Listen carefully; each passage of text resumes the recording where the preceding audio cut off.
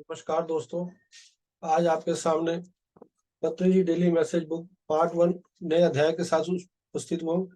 इस अध्याय को हम पहले भी सुन चुके हैं, समझ चुके हैं, लेकिन पत्री सर फिर हमें दोबारा नए ढंग से सरल शब्दों के माध्यम से समझा रहे हैं। आइए दोस्तों, इसको बड़े ध्यान से सुनते हैं। पहले इंग्लिश के वर्ड आपके साथ शेयर करूंगा, फिर हिंदी के अर्थ शेयर करूंगा। Dissatisfaction second soul's fundamental nature is dissatisfaction और lack of satisfaction. Therefore, the soul constantly seeks satisfaction, fulfillment, but it is never fulfilled. That state will never be reached. But when you grasp the truth truly, totally, through contemplation, meditation, a paradoxical satisfaction begins to arise. That is a state of nirvana, a state no suffering. Satisfaction is impossible, but suffering need not to be there. The more we understand the nature of the soul, the more out of self-inflicted suffering that is Buddhahood. आइए दोस्तों, इसको हम दोबारा सुनते हैं। Dissatisfaction second, soul's fundamental nature is dissatisfaction or lack of satisfaction. Therefore, the soul constantly seeks satisfaction, fulfillment, but it never be fulfilled. The state will never be reached, but it when you grasp this truth truly, totally, through contemplation, meditation, a paradoxical satisfaction begins to arise. That is a state of nirvana, a state no suffering.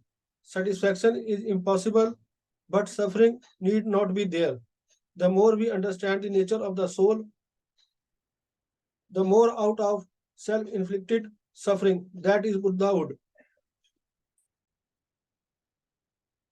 आइए दोस्तों, इसके हिंदी के अर्थ को हम समझते हैं। असंतोष second, आत्मा का मौलिक स्वभाव असंतोष है या संतुष्टि की कमी।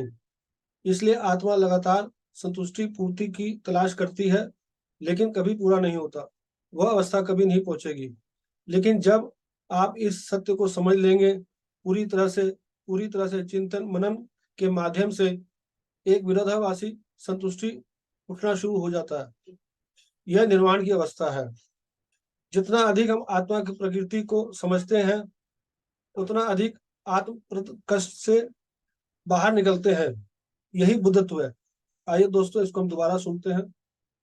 असंतोष सेकंड, जो हम पीछे आत्मा के अध्याय में भी इस चीज को हम अच्छी तरह सुन चुके हैं, समझ चुके हैं कि आत्मा में संतुष्टि और असंतोष दोनों साथ साथ चलती है। आत्मा का मौलिक स्वभाव जो है असंतोष है। वो हमेशा संतुष्टि पूर्ति करने के लिए हमेशा असंतुष्टि रहती है। जो नहीं और इच्छा रहती है उसकी संतुष्टि की प्राप्ति के लिए, वो नए नए अनुभव करती रहती है और उसकी तलाश करती रहती है। इसलिए आत्मा लगातार संतुष्टि पूर्ति की तलाश करती रहती है। इसलिए आत्मा नित नित नए नए अनुभव करना चाहती है। इस तरह से हम जब ध्यान करते हैं तो हम देखते हैं कि हमें ध्यान में नए नए अनुभव होते रहते हैं। आज थोड़ा सा अच्छा हुआ तो हमें नए और अनुभव करने की तलाश होती है। हमारी आत्मा जो है और भी नए अनुभव करना चाहती है, उसकी तलाश करती रहती है, उसकी संतुष्टि पूरी नहीं होती, और भी ध्यान करना चाहती है। स्वाध्याय के माध्यम से, संजन संगति के माध्यम से आत्मा की अपनी संतुष्टि को पूर्ति की तलाश करती रहती है। एक जब चिंतन मनन हम करते हैं पूरी तरह से, तो एक विरोधाभासी संतुष्टि उठना शुरू हो जाता है।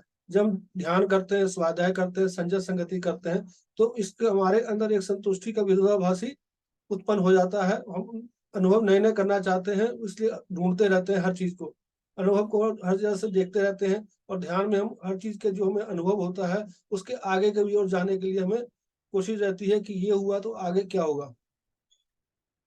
जितना अधिक हम आत्मा की प्रकृति को समझते हैं, जितना हम आत्मा की प्रकृति को समझते हैं, ध्यान के माध्यम से, स्वाध्याय के माध्यम से, संजन संगति के माध्यम से हम जितना ध्यान करते हैं, और आत्मा के बारे में तभी पता चलता है, तभी उसके बारे में पता चलता है कि आत्मा क्या है, आत्मा के क्या अनुभव हो रहे हैं। हमें इस चीज को हम अच्छी तरह से जानते हैं और हम इस चीज को अनुभव भी करते हैं, और उतना ही अधिक आत्मा प्रदत्त से कष्ट से बाहर निकलते हैं।